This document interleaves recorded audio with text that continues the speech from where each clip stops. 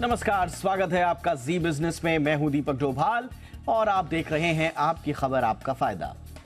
Air pollution हमारी और आपकी उम्र कम कर रहा है। 1-2 साल नहीं बल्कि समय से करीब 10 साल पहले ये लोगों को बूढ़ा कर दे रहा है। दिक्कत ये है कि इसके चलते लोगों का बुढ़ापा तरह तरह की बीमारियों के साथ बीत रहा है। ताजा रिसर्च बता रही है कि पॉल्यूशन के चलते लोगों के बीमार रहने की आशंका 36% ज्यादा बढ़ गई है। आज हम वायु प्रदूषण के बढ़ते खतरे पर बात करेंगे, समझेंगे इससे किन बीमारियों के होने का ज्यादा खतरा है, साथ ही इस दम घोंटू वायु प्रदूषण से कैसे बचें। एक्सपर्ट से इस मुद्दे पर करेंगे चर्चा, लेकिन सबसे पहले ये रिपोर्ट।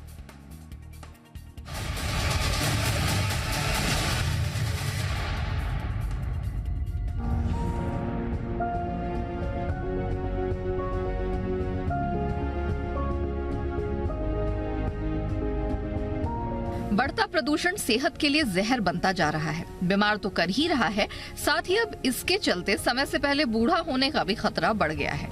एक स्टडी के मुताबिक बढ़ता वायु प्रदूषण एक तो हमें 10 साल पहले बूढ़ा कर दे रहा है, वहीं बेल्जियम में हुई रिसर्च के मुताबिक इसके कारण लोग 36% ज्यादा बीमार पड़ने लगे हैं। इसे लेकर डेनमार्क में हुई एक रिसर्च में कहा गया है कि वायु प्रदूषण के कारण कोरोना मरीजों में मौत का खतरा 23% बढ़ गया। खासकर बढ़ते वायु प्रदूषण का सांस की नली और फेफड़ों पर सबसे ज्यादा असर देखने को मिला है। वहीं इसके चलते युवा भी तेजी से अस्थमा की चपेट में आ रहे हैं। यानी वायु प्रदूषण हमारे सेहत पर चौतरफा हमला कर रहा है। कोविड मरीजों पर हुई एक स्टडी में ये बात सामने आई है कि अस्पताल में भर्ती हुए कोरोना मरीज जिन पर प्रदूषण का ज्यादा प्रभाव था, वो अस्पताल में उन कोरोना मरीजों के मुकाबले 4 दिन ज्यादा भर्ती रहे जिन पर प्रदूषण का प्रभाव कम था। इससे एक बात साफ हुई है कि वायु प्रदूषण दवाओं के असर को भी कम कर रहा है। इसके खतरे की बात करें तो हवा में तैरते PM 2.5 जैसे बेहद बारीक कण सांस लेने के दौरान सीधे फेफड़ों तक पहुंच जाते हैं और इन्हें बीमार कर देते हैं। इसके अलावा नाइट्रोजन ऑक्साइड, सल्फर डाइऑक्साइड जैसे जहरीले कणों के चलते लोगों को सांस लेने में दिक्कत हो रही है और हमारे फेफड़ों के काम करने की क्षमता भी धीरे धीरे घट रही है। वहीं फैक्ट्री वाहनों से निकलने वाले जहरीले सल्फर डाइऑक्साइड से आंखों और त्वचा पर बुरा असर पड़ रहा है। नतीजा ये हो रहा है कि समय से पहले हमारी आंखें और त्वचा हमें बुढ़ापे की ओर ढकेल रही हैं। आंखों और त्वचा के अलावा वायु प्रदूषण के तौर पर हवा में तैरते जहरीले पार्टिकल्स हार्ट संबंधी बीमारी, डायबिटीज, हाइपरटेंशन और मल्टीपल स्क्लेरोसिस जैसी घातक बीमारियों की वजह बनते जा रहे हैं। हालांकि ग्लोबल लेवल पर वायु प्रदूषण को कम करने की मुहिम तेज होती जा रही है और विकल्प के तौर पर ग्रीन एनर्जी पर जोर दिया जा रहा है, लेकिन ये मुहिम बहुत धीमी गति से आगे बढ़ रही है। वायु प्रदूषण से बचने के उपायों पर बात करें तो अधिक से अधिक पेड़ पौधे लगाना, सार्वजनिक वाहनों के इस्तेमाल के साथ साथ ईंधन के तौर पर पेट्रोल डीजल के दूसरे विकल्पों पर और तेजी से काम करना होगा। यूरोपीय देशों में साइकिल का चलन तेजी से बढ़ा है, ये भी वायु प्रदूषण को कम करने में एक अच्छी पहल है। वहीं इससे बचने के लिए रेगुलर बेसिस पर मास्क का इस्तेमाल भी हमें सेहतमंद रखने में मददगार साबित हो सकता है। लेकिन जब बात प्रदूषण की करते हैं तो मृदा यानी भूमि प्रदूषण, जल प्रदूषण और ध्वनि प्रदूषण भी हमारी सेहत के लिए घातक बनते जा रहे हैं। इन्हें लेकर भी सख्त गाइडलाइन लाने की जरूरत है ताकि सेहत को बीमार होने से बचाया जा सके। ब्यूरो रिपोर्ट, जी मीडिया। बहुत ही खास मेहमान आज की चर्चा के लिए इस वक्त हमारे साथ हैं। आज के मेहमानों का परिचय आपसे करा दें। हमारे साथ हैं डॉक्टर राहुल चंदोला, जो कि फाउंडर हैं IHLD यानी कि institute of heart lungs diseases and research centre के। बहुत बहुत स्वागत है डॉक्टर चंदोला आपका हमारे शो पर। हमारे साथ हैं डॉक्टर आशीष जैन, हेड हैं पल्मोलॉजी मैक्स हॉस्पिटल में। डॉक्टर आशीष आपका भी बहुत बहुत स्वागत है। और हमारे साथ हैं डॉक्टर गौतम भंसाली, देश के जाने माने चिकित्सक हैं, सीनियर फिजिशियन हैं बॉम्बे हॉस्पिटल में। बहुत बहुत स्वागत है डॉक्टर भंसाली आपका भी हमारे शो पर। डॉक्टर चंदोला, मैं चर्चा की शुरुआत आपसे ही करना चाहूंगा। कुछ साल पहले हमने कोरिलेशन से रिलेटेड कुछ 2-4 स्टडीज तो देखी थी।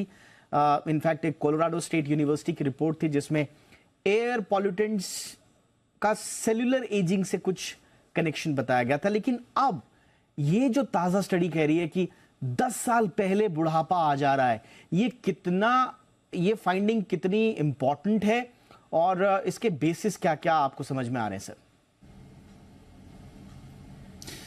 देखिए, एयर पोल्यूशन जो है ऑलमोस्ट हर ऑर्गन सिस्टम को इफेक्ट करता है, जिसमें जो है हार्ट, लंग्स, जो कि नोन है कि लंग्स को का इन्वॉल्वमेंट होता है।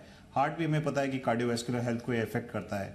ब्रेन मेंटल हेल्थ को इफेक्ट करता है। साथ में जो है ये ब्लड वेसल्स, जो एंडोथीलियम है, वहाँ पे इफेक्ट करता है। फ्री रेडिकल्स रिलीज करता है, जिससे जो है इन्फ्लेमेशन जो है वो ऑर्गन सिस्टम्स में होता है। As a result even skin पे इफेक्ट होता है। जो एज स्पॉट्स हैं और रिंकल्स हैं, वो भी देखे गए हैं कि एयर पोल्यूशन वाले एरियाज में जो है वो लोगों को पहले आते हैं। लोग समय से पहले जो है एज कर रहे हैं। तो ये सारी प्रॉब्लम्स एयर पोल्यूशन की वजह से है, और बेसिक मॉलिक्यूलर लेवल पे जो है इसके जो है इफेक्ट्स होते हैं, जिसकी वजह से जो है ओवरऑल सभी ऑर्गन सिस्टम्स जो है इन्वॉल्व होते हैं। जी, एक तो ये थोड़ा सा डॉक्टर जैन, एक बड़ी समस्या ये है कि एक तो बुढ़ापा पहले आ जा रहा है स्वाभाविक रूप से, और जो बुढ़ापा जिसको कहा जाता है कि सबसे ज्यादा संवेदनशील एज होती है, जिसमें आपको क्वालिटी लाइफ जीना बड़ा जरूरी होता है। क्वालिटी ऑफ लाइफ, जैसा कि डॉक्टर चंदोला ने भी बताया, क्वालिटी ऑफ लाइफ को बुरी तरह से इंपैक्ट कर देता है। अगर आपके ऑर्गन्स ठीक नहीं है तो बुढ़ापा काटना मुश्किल। तो ये दोहरी मार एयर पॉल्यूशन की सर बुढ़ापे पर। जी बिल्कुल, आप ठीक कह रहे हैं। यहाँ पर बुढ़ापा तो जल्दी आ ही रहा है, पर उससे जल्दी आपके फेफड़े और आपका हृदय ये बूढ़े होते जा रहे हैं। ये सबसे बड़ी समस्या है। जो लोग बूढ़े नहीं भी हो रहे हैं, जो लोग अभी उस उम्र के उस पड़ाव पे नहीं भी हैं कि उन्हें बुढ़ापे की चिंता करें, जो युवावस्था में है उनके भी फेफड़े और हृदय जो है प्रदूषण के कारण बहुत बूढ़े होते जा रहे हैं। उनकी सांस लेने की क्षमता, उनकी एक्सरसाइज टॉलरेंस जो है वो बहुत कम होती जा रही है। It is equivalent to smoking 10 cigarettes a day. अगर आप दिल्ली में रहते हैं तो 10 सिगरेट के बराबर जो नुकसान होता है, वो नुकसान जो है सिर्फ दिल्ली की हवा सूंघने से हो जाता है। ये एक सबसे बड़ी समस्या है। और आजकल हम देख रहे हैं इतने तमाम तरह के हमें नए नए मरीज हमारी ओपीडी में, हमारे इन पेशेंट्स में एडमिट हो रहे हैं, जिन्हें पहले कभी इतनी ज्यादा परेशानी थी नहीं, बट चूंकि वायु प्रदूषण इतना बढ़ गया है पिछले कुछ सालों में कि वो मरीजों की लगातार वृद्धि होती जा रही है। और खासतौर पे आज से अगर हम 15-20 साल पहले, 25 साल पहले के मेरे अनुभव को अगर देखें, तो इस उम्र के मरीज इन समस्याओं के साथ, सांस की समस्याओं के साथ इस कदर से नहीं आते थे जितने की आजकल आ रहे हैं। तो इसका दोहरी मार तो है ही। एक तो आप का बुढ़ापा जल्दी आ रहा है, और आपके जो शरीर के अंग हैं, विभिन्न अंग हैं, विभिन्न अवयव हैं, वो अपने समय से पहले युवावस्था में ही बूढ़े होते जा रहे हैं। बिल्कुल, ये थोड़ा सा ऐसी सिचुएशन है जिसको थोड़ा सा समझना बहुत जरूरी है अलग अलग एस्पेक्ट्स में। डॉक्टर बंसाली, आपका अनुभव क्या कह रहा है? आप आज से कुछ साल पहले तक हम मुंबई के बारे में इतना ज्यादा चिंतित नहीं थे, लेकिन अभी अलग अलग रिपोर्ट्स बता रही हैं कि पर डे सिगरेट पीने का जो पैमाना दिल्ली में देखा जाता था, जैसे सर ने बताया अभी, जैन सर ने, कि 10 सिगरेट है, जब पीक सीजन आता है पॉल्यूशन का तो वो 20 सिगरेट तक चला जाता है। ऐसे ही ताजा स्टडी बता रही है कि मुंबई में भी 3-4 सिगरेट तो पॉल्यूशन की वजह से प्रतिदिन पी ही रहा है एक सामान्य आदमी। इस तरह से उसके फेफड़ों का हाल है। आपका अनुभव क्या कह रहा है? एयर पॉल्यूशन का इंपैक्ट ओवरऑल हेल्थ और एजिंग पर कैसा हो रहा है सर?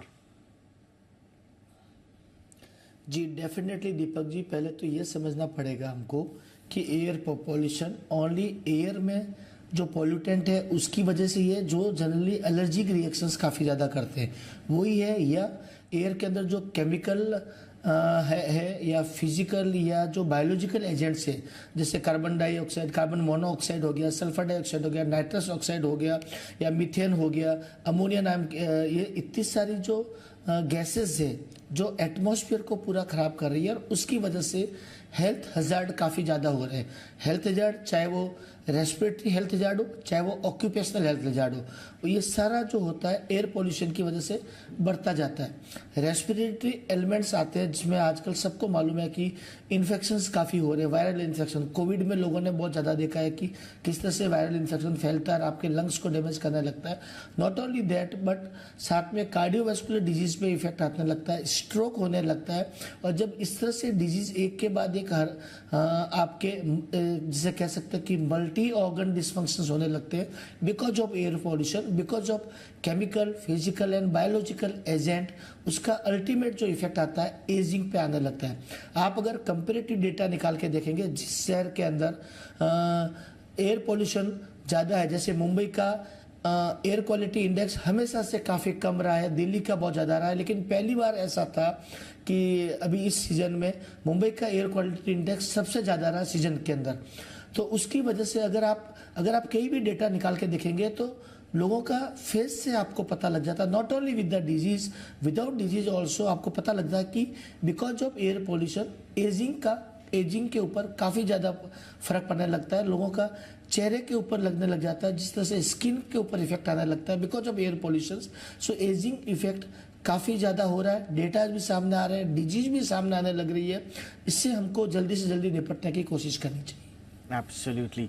डॉक्टर चंदोला, क्या कंपनसेट किया जा सकता है? मैं खास तौर से एजिंग की बात करूंगा। अब एजिंग में जैसा कि आपने शुरुआत में कहा कि उस एज के साथ साथ आपके जो ऑर्गन्स पर इम्पैक्ट पड़ रहा है वो सिचुएशन को और खराब कर रहा है, लेकिन क्या इसको हम कॉम्पनसेट कर सकते हैं? कुछ लोग कहते हैं साहब एक्सरसाइज कीजिए, कुछ लोग कहते हैं कि आप जो दूसरे स्मोकिंग वगैरह तो बिल्कुल भी नहीं करनी चाहिए, लेकिन बाकी क्या हम अपनी दिनचर्या में बदलाव, अपनी लाइफस्टाइल में बदलाव करके क्या कंपनसेट कर सकते हैं?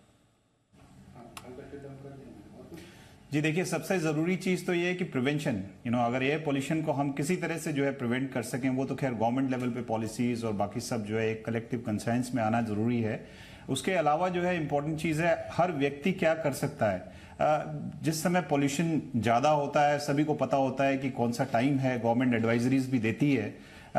ऐसे समय में जो है हम सभी को कोशिश करनी चाहिए कि जो है आउटडोर एक्टिविटीज़ कम करें, इंडोर्स रहें, खासतौर से ट्रैफिक वाले एरियाज हैं वहाँ पे जो है एक्सपोजर कम हो आपको।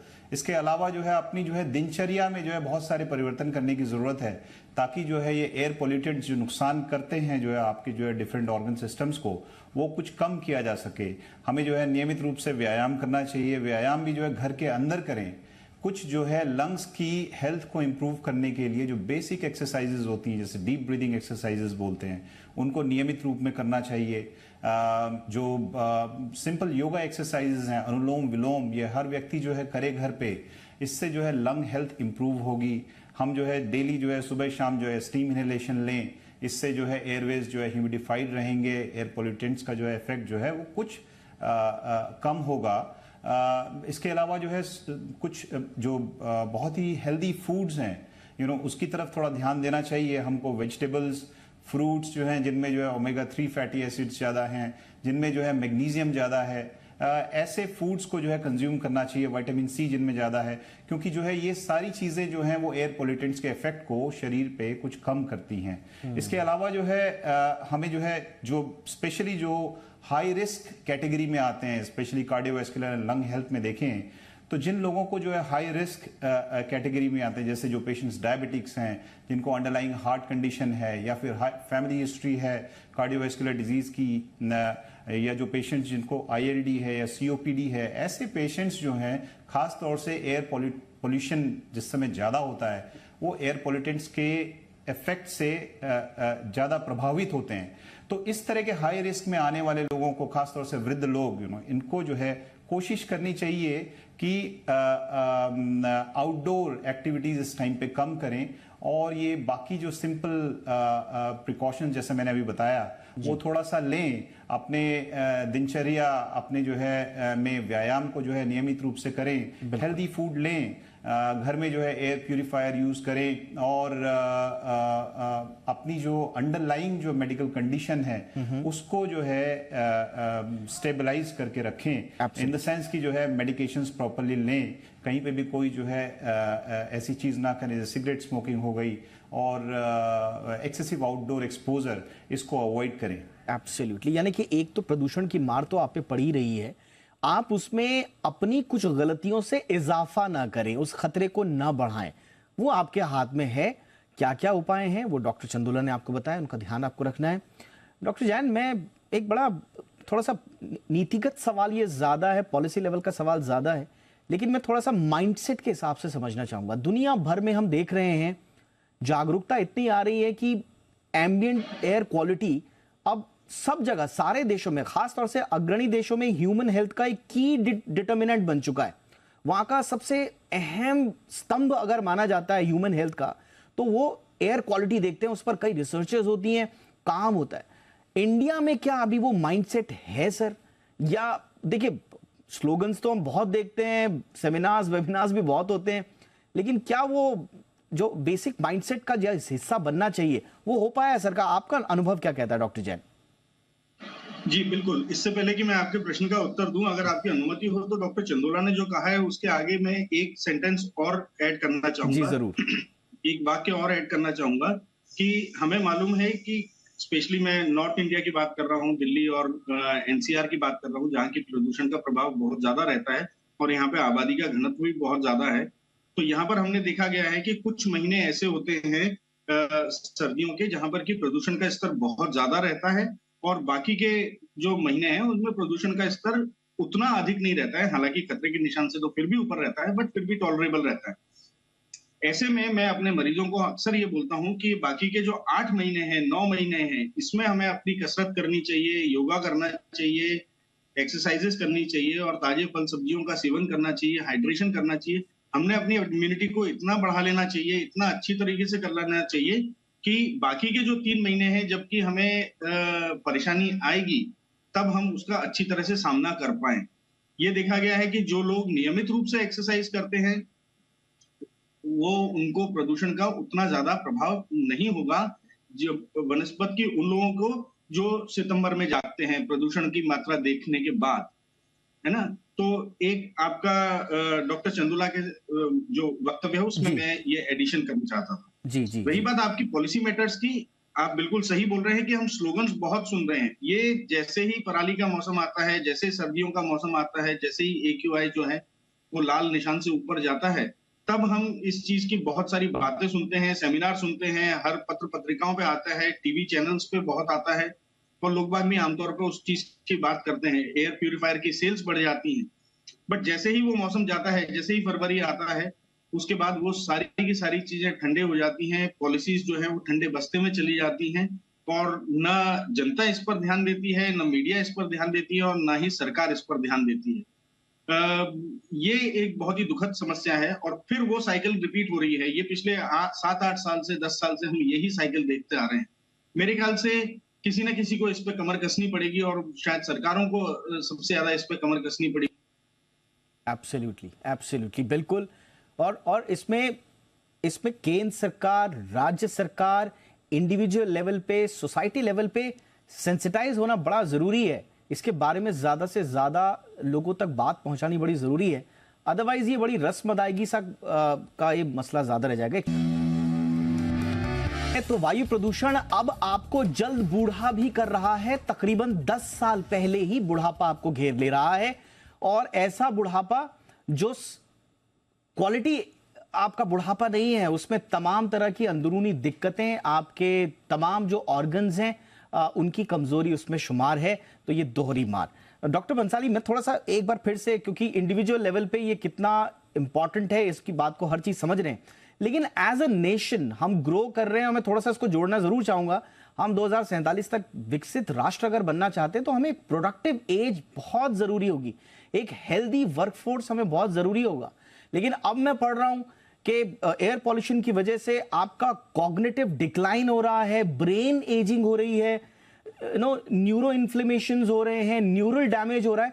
यानी कि आपके जो प्रोडक्टिव एज ग्रुप है उसके सोचने, समझने और निर्णय लेने की क्षमता भी प्रभावित होगी इससे। तो एज अ नेशन हमें कितना जरूरी है कि हम इस पर पॉलिसी बनाकर ठोस काम करें सर?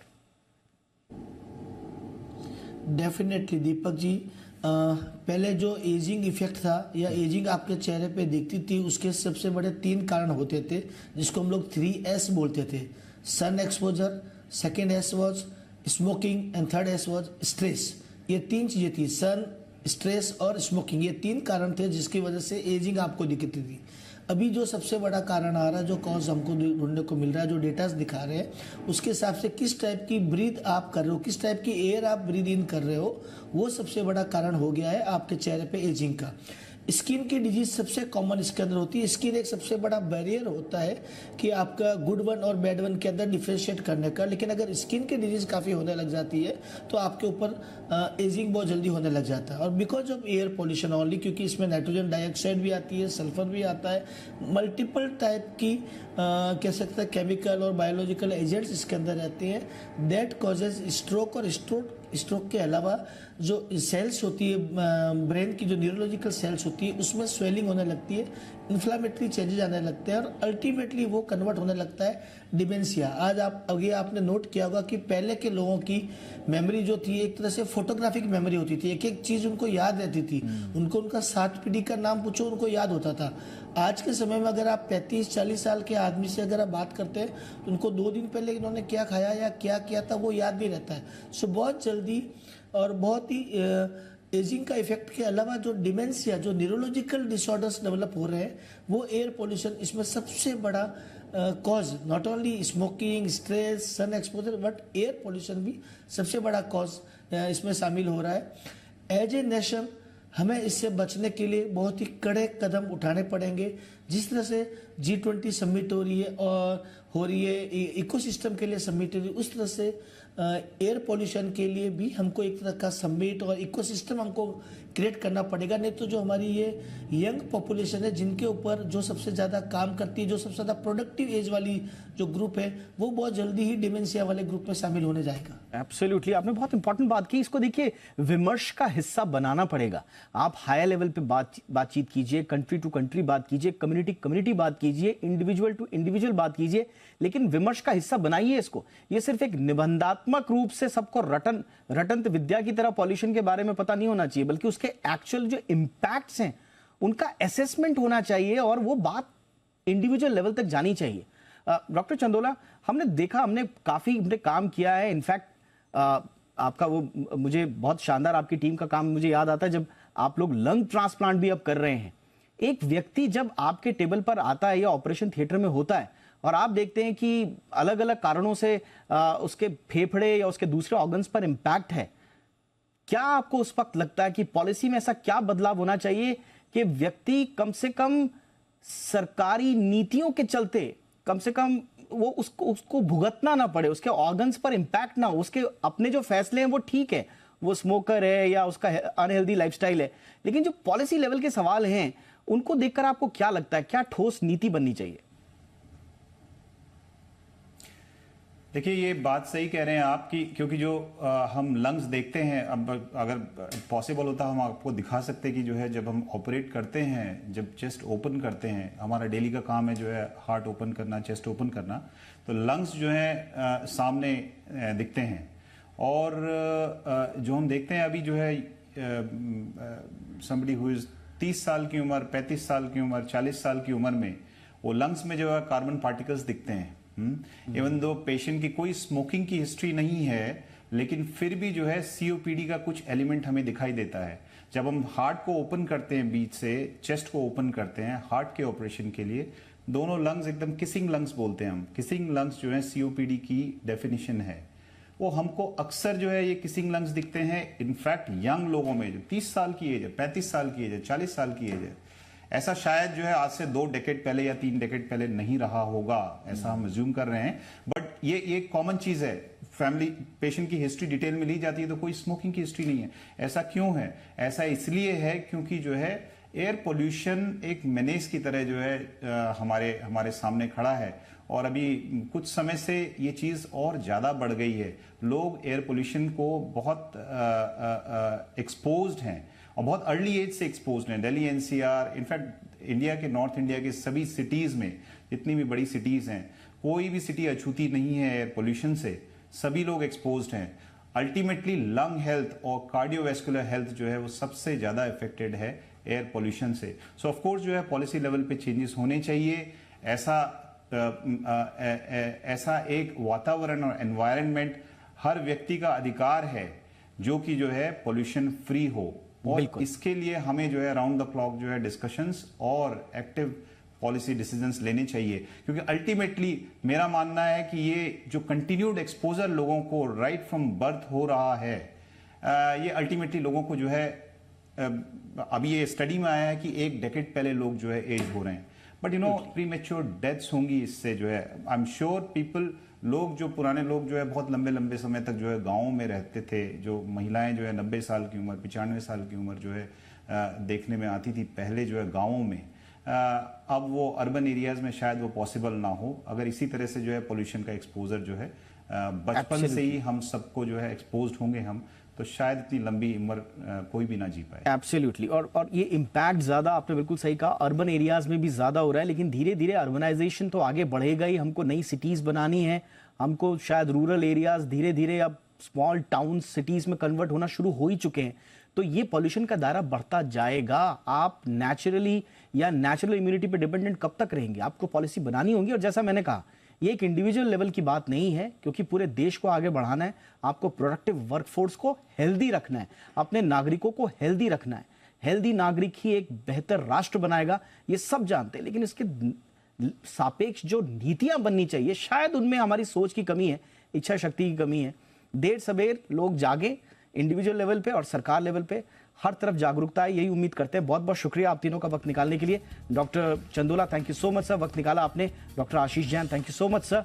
डॉक्टर भंसाली सर, आपका भी बहुत बहुत शुक्रिया सर। आपकी खबर, आपका फायदा में इतना ही, इजाजत दीजिए।